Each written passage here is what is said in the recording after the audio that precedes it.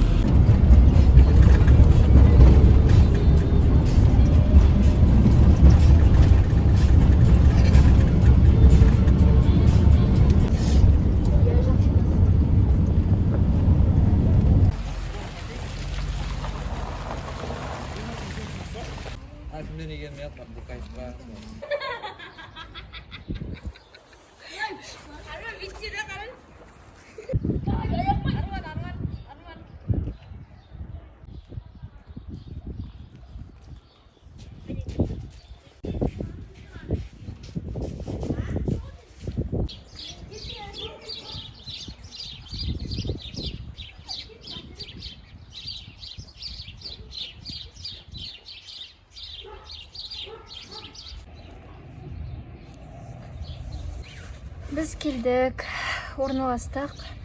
Қазір үйдеміз. Балалар не істеп жатыр? Телефондармен. Әзірге ауылда жүрген сияқтысың. Мына жерде құстар сайрап жатыр. Көктеп жатыр жер. Сондай кәдімгі көктем білінеді. Бірақ ызғар бар. Ал жарысқа қатысты айтатын болсақ, ертең жарыс болады.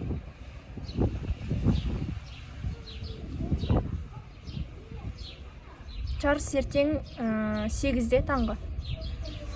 Қобалжу, қорқыныш әлі де бар. Бір жерімді жазым қылмайын деген ішкі үміттілік те бар.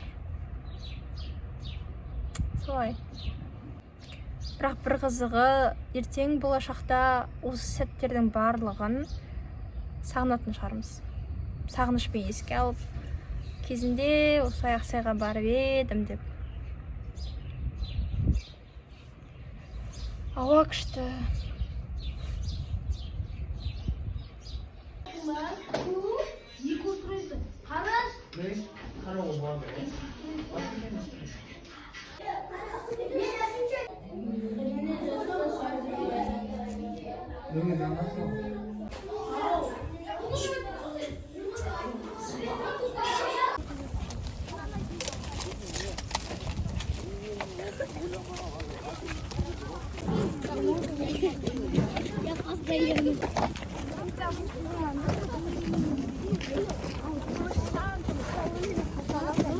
Сағат таңғы 8.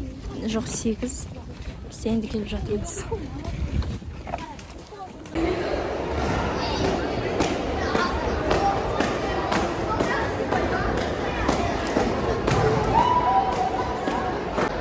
Қазір кішкентайлар шығып жатыр.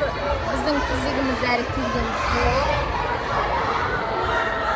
Кеш болмай ол келмейді де. Себебі оқушылар, спортсмендер өте көп. Ал біздің жасымыздағылар ең соңында тізімнен.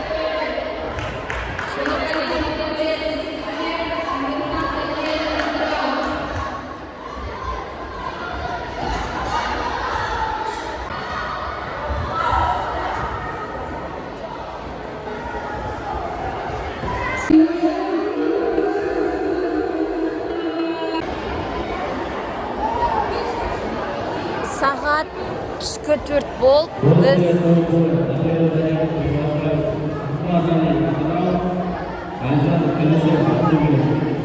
Біз әрі шыққан жоқпыз. Менен басқалары шықты, үлкендер қалды. Бірақ 5-ке таман шығуымыз мүмкін.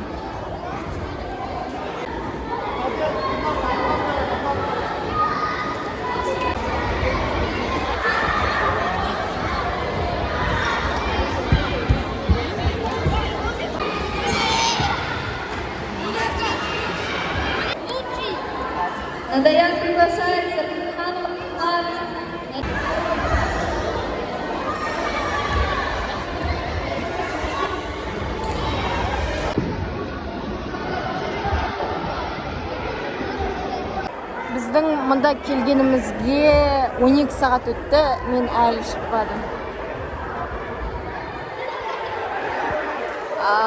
Телефонның қуаты 5%. Бойға шыққанымды процесті түсіре аламын ба жоқ па белгісіз.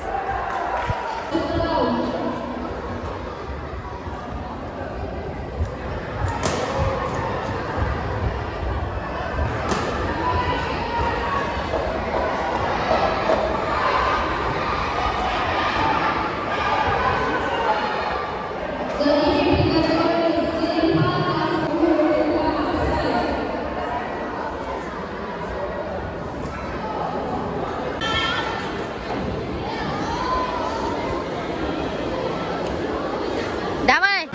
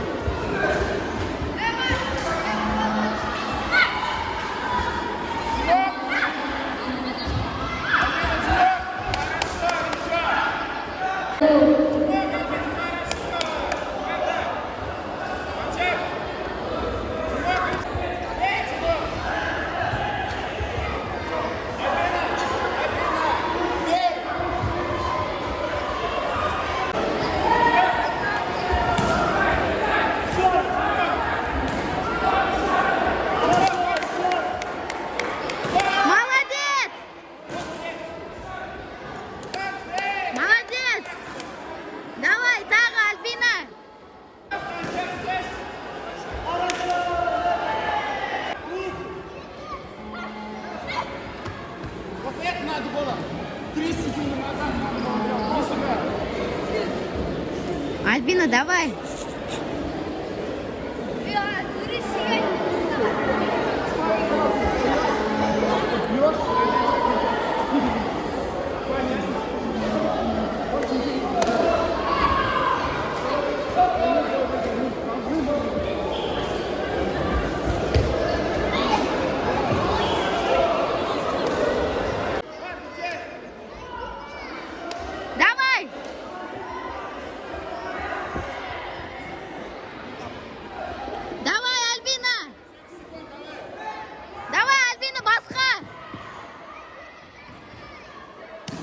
Еще!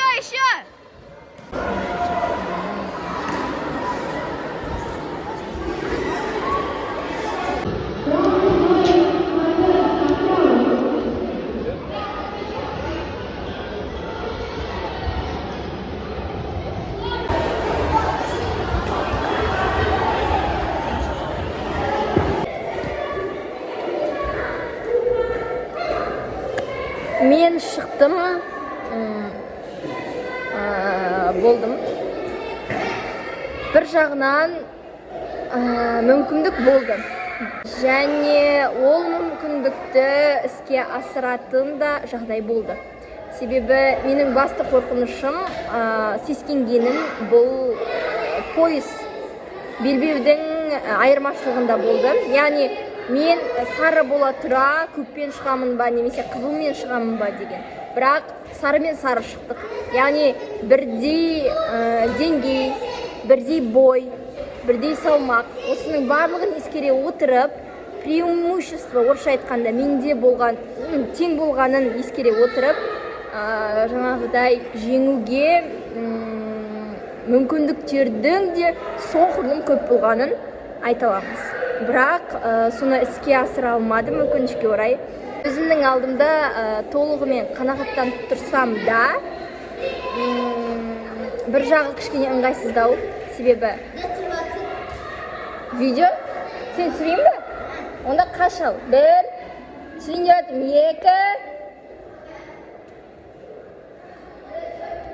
2. Бір жағы кішкене ыңғайсыздау болып тұр. Ол тренер Сабоним, яғни ол кісі осыған дейінгі спортсмендерде олардың бойы болып жатырғанда оларға тренердің арнайы отыратын орны бар, бағыт бағдар беріп отыратын бой уақытында. Сол кезде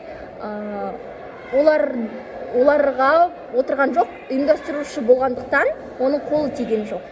бірақ маған келгенде барынша нұсқаулық айтып қолдап солай жасады да, бірақ түбіне келгенде ешқандай нәтиже болмады өзімнің тарапымнан. Ол айтқандай кішкене ешкімнің кінәсі жоқ бұл жерде, таза өзімнің сол мүмкіндіктерді іске асыра алмауым болды. Міне сол жағынан кішкене біреудің үмітін, біреудің еңбегін ақтай алмағандықтан сол іштей кішкене сондай ыңғайсыздық, ұят деп айтсақ, ұяттың сәл-пәл түрі.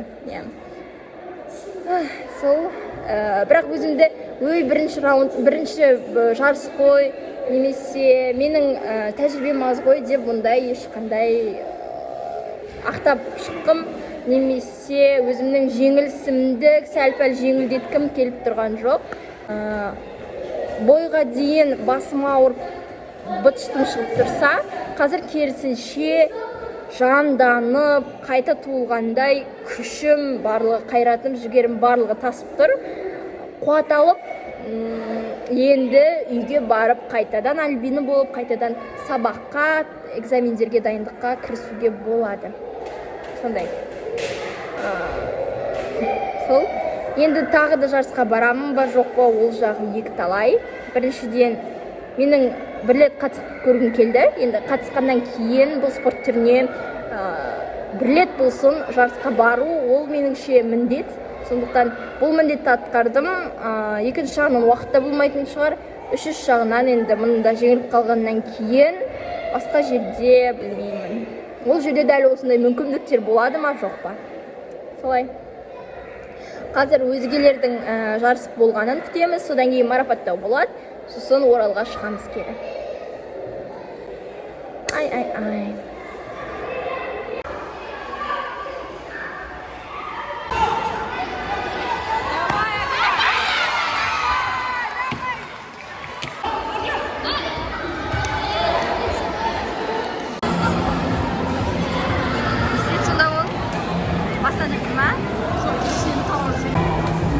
Сағат 11:30 барлығы өзара күресіп болды, сыналып, енді тек марапаттауды күтеміз. Жұрттар ұйықтап қалды.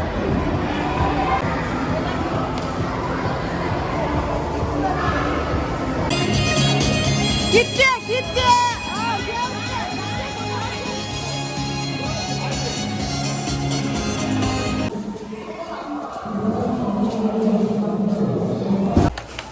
Барлығы бітті, сағат түнгі 12:47. Біз қазір ауыл емес, Оралға шығып барамыз.